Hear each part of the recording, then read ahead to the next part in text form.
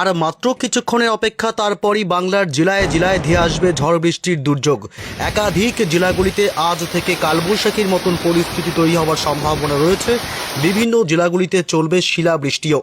এদিকে আজ রবিবার 15ই মার্চ এবং আগামীকাল সোমবার আরও বাড়বে ঝড় বৃষ্টির দুর্যোগ এবং মঙ্গলবার বুধবার পর্যন্ত টানা এই ঝড় বৃষ্টি চলবে বলে ইতিমধ্যেই জানিয়ে দিয়েছে ভারতীয় মৌসুম ভবন। এই মুহূর্তে বঙ্গোপসাগর থেকে প্রচুর পরিমাণে জলীয় বাষ্প ঢুকছে বাংলার জেলাগুলিতে। তার ফলে বাংলায় বজ্র গর্ভ মেঘের সৃষ্টি হবে। এদিকে আবার বাংলাদেশেও রয়েছে নতুন করে ঘূর্ণাবর্ত, অর্থাৎ সাঁড়াশি চাপে আছে বাংলা।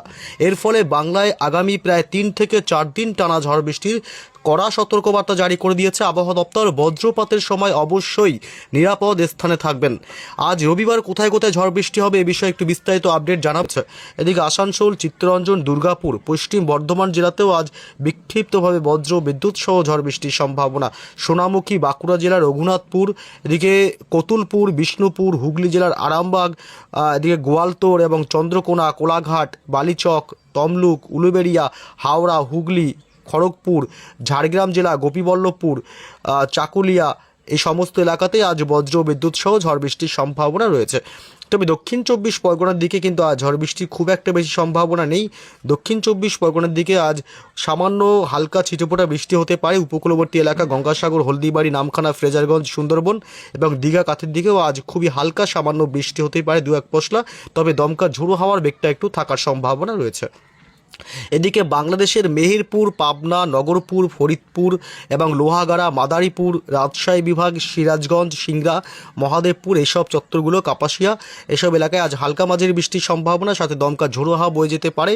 ময়মনসিংহ বিভাগ এবং বাগমারার দিকে আজ কালবৈশাখীর মতন পরিস্থিতি তৈরি হতে পারে এবং সিলেট বিভাগ, মৌলভীবাজার, এইসব অংশেও বাংলাদেশে আজ কালবৈশাখীর মতন শক্তিশালী কালবৈশাখী তৈরি হবার সম্ভাবনা থাকছে।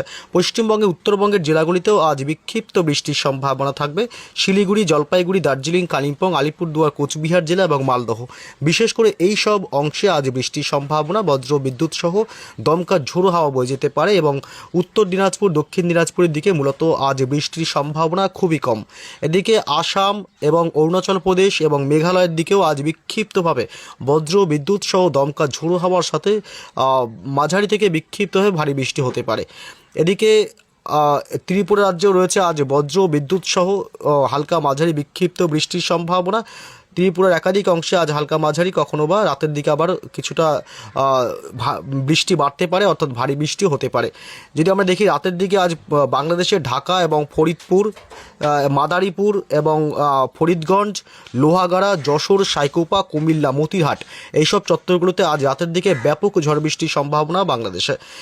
যদি আমরা দেখি আগামীকাল সোমবারও কিন্তু প্রচণ্ড ঝড় বৃষ্টির সম্ভাবনা রয়েছে। আগামীকাল সোমবার সকাল থেকেই মূলত পশ্চিমবঙ্গের উত্তরবঙ্গের জেলাগুলিতে বৃষ্টি শুরু হয়ে যাবে। মালদহ জেলা, করণদিঘি, কিষানগঞ্জ, উত্তর দিনাজপুর, দক্ষিণ দিনাজপুর চত্বরগুলো বৃষ্টির সম্ভাবনা থাকবে আগামীকাল সোমবার সকাল থেকে, এবং দার্জিলিং, কালিম্পংয়ের দিকেও হালকা বিক্ষিপ্তভাবে সামান্য জায়গায় জায়গায় বৃষ্টির সম্ভাবনা রয়েছে।